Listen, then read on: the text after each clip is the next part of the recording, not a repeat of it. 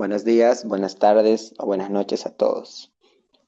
Nuestro grupo va a presentar el tema de aspergilosis. Los integrantes son Claudia Calderón, Camila Chacón, Sachelka Carvajal, Natalia Salguero, Alejandro Cuba, Maite Morillo y mi persona, Yamil Yufra. La base de la investigación y la presentación fue el libro Howitz. Vamos a iniciar con la introducción. Lo primero que debemos entender es cómo define la aspergilosis Howitz.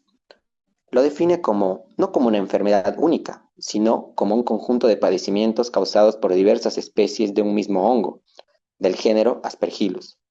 Este hongo es un moho saprófito, lo que significa que vive alimentándose de materia orgánica muerta o en descomposición. Su importancia radica en que su distribución es muy amplia en la naturaleza, por eso la enfermedad se produce a nivel mundial. La clave de su propagación está en los conidios. El moho produce estas estructuras pequeñas que actúan como esporas y se dispersan con suma facilidad en el aire por aerosol. La vía de entrada al cuerpo, por lo tanto, es la inhalación. Etiología y vía de entrada. Si bien hay muchas especies en la naturaleza, Howitz nos señala que para los seres humanos el patógeno más frecuente es Aspergillus fumigatus. Este es el agente etiológico que encontraremos en la mayoría de los casos clínicos.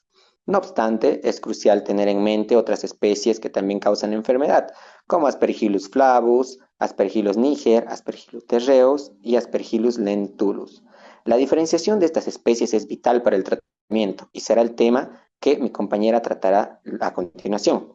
Ahora, ¿qué pasa cuando inhalamos estos conidios? La respuesta depende totalmente de nuestro estado inmunológico.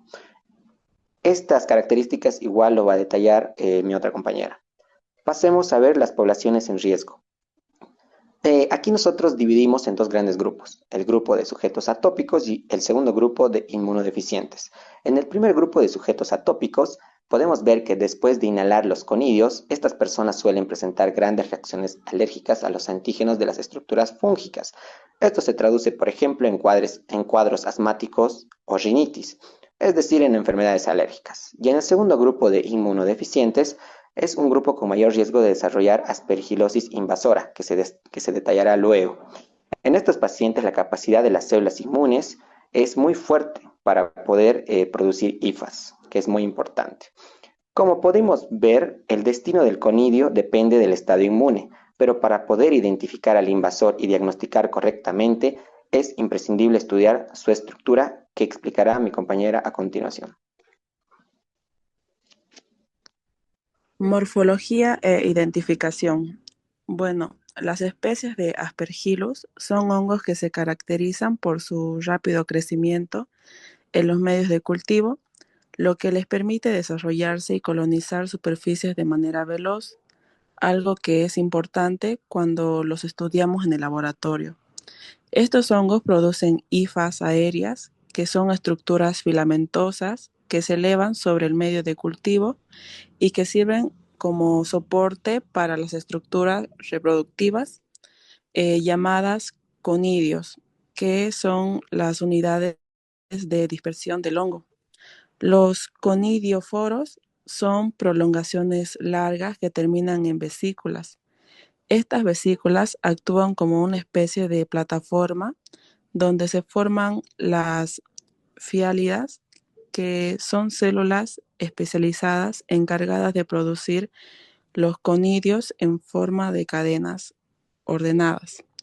Cada especie de Aspergillus tiene características morfológicas propias, por ejemplo, el tamaño de los conidios, su forma, la textura de la superficie y el color, que pueden variar considerablemente y son claves para la identificación precisa en el laboratorio. Por esta razón, la observación detallada bajo microscopio y el conocimiento de estas diferencias morfológicas son fundamentales para diagnosticar correctamente infecciones por Aspergillus y para estudios de microbiología clínica. Gracias. Ahora, continuando con la patogenia de la aspergilosis, esta comienza cuando inhalamos los conidios del hongo Aspergillus, que son partículas diminutas presentes en el aire. En personas sanas, las defensas del pulmón, los macrófagos alveolares y los neutrófilos eliminan fácilmente esos conidios.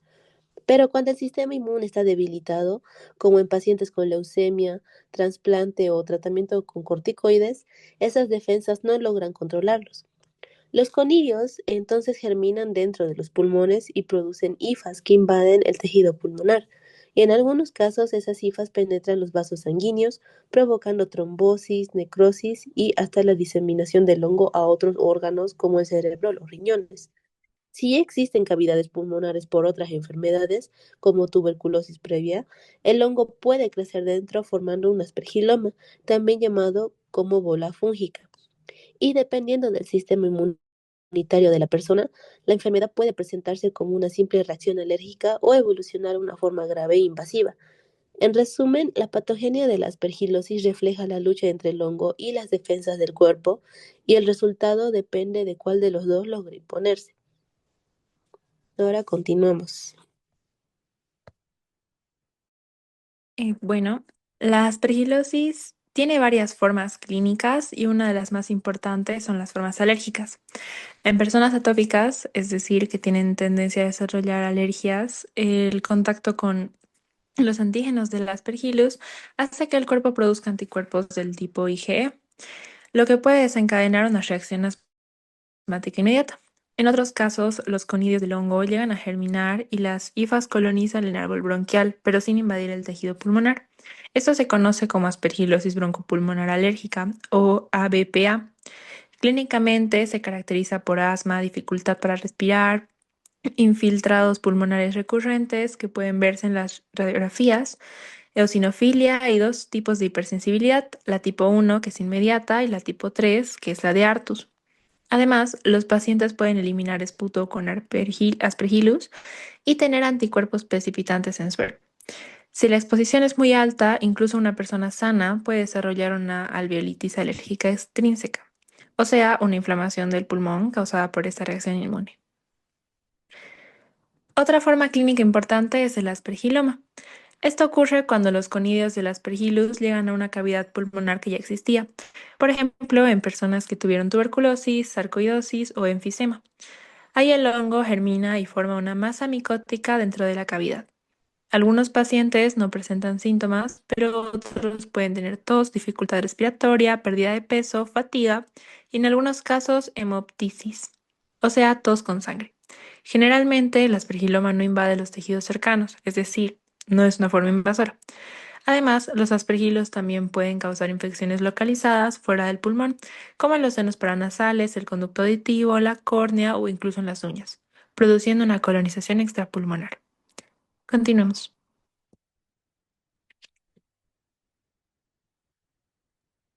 Yo voy a continuar con aspergilosis invasiva. Después de que los conidios son inhalados y germinan, se produce enfermedad invasora, en la forma de un cuadro neumótico agudo con diseminación. Los sujetos en riesgo son los que tienen leucemia linfocítica o mielógena y linfoma, quienes han recibido trasplante de células madre y en particular los individuos sometidos a corticoterapia. El riesgo es mucho mayor en individuos que han recibido allotrasplante de células madres hematopoyéticas. Además, están predispuestos a la aspergilosis invasora los pacientes de SIDA con un número de linfocitos CD4 menor a 50 células, milímetro cúbico. Los síntomas incluyen fiebre, tos, disnea y hemoptisis.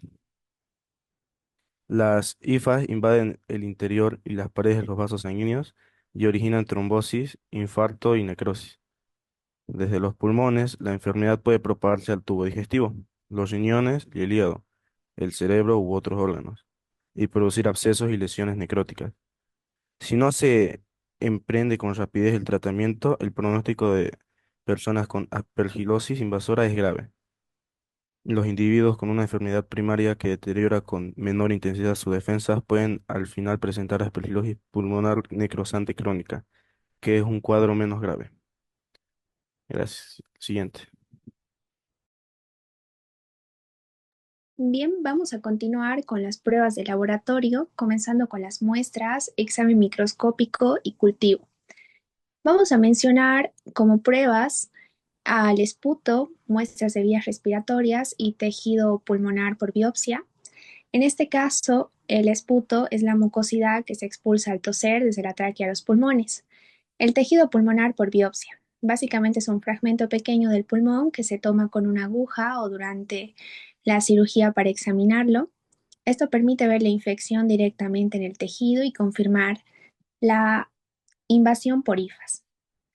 Se menciona de que la muestra de sangre rara vez son positivas.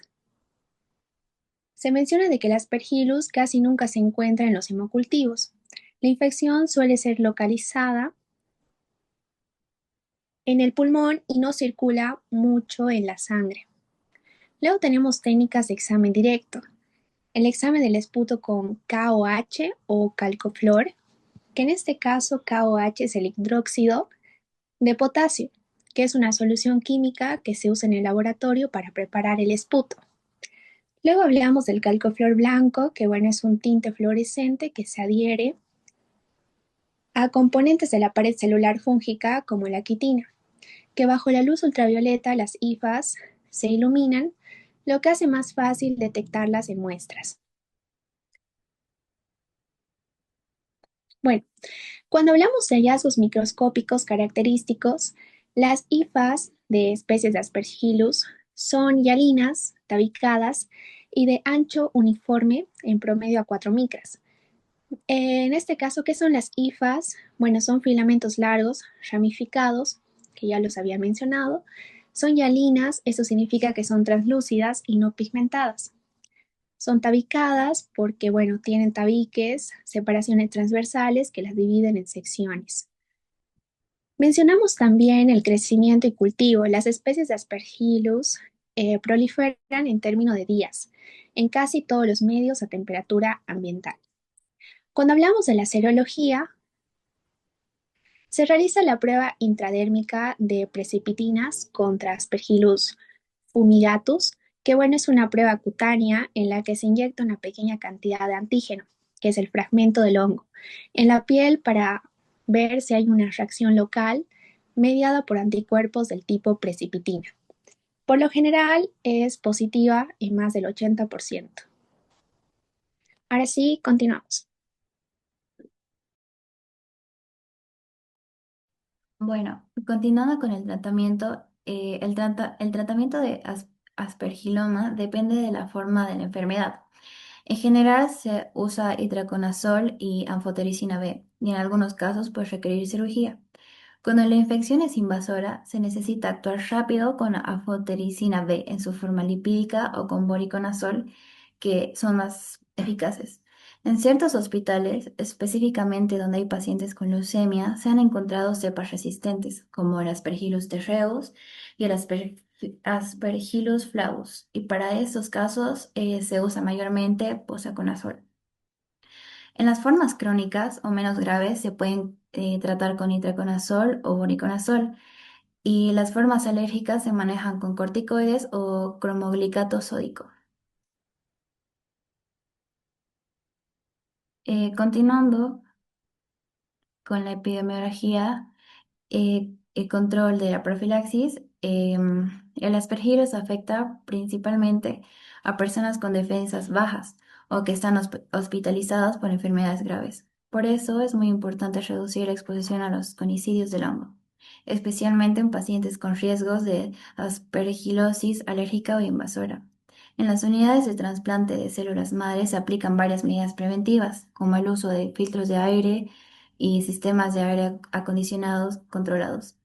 Esto puede ayudar a mantener el ambiente libre de esporas. También podemos realizar un monitoreo constante de los contaminantes aéreos.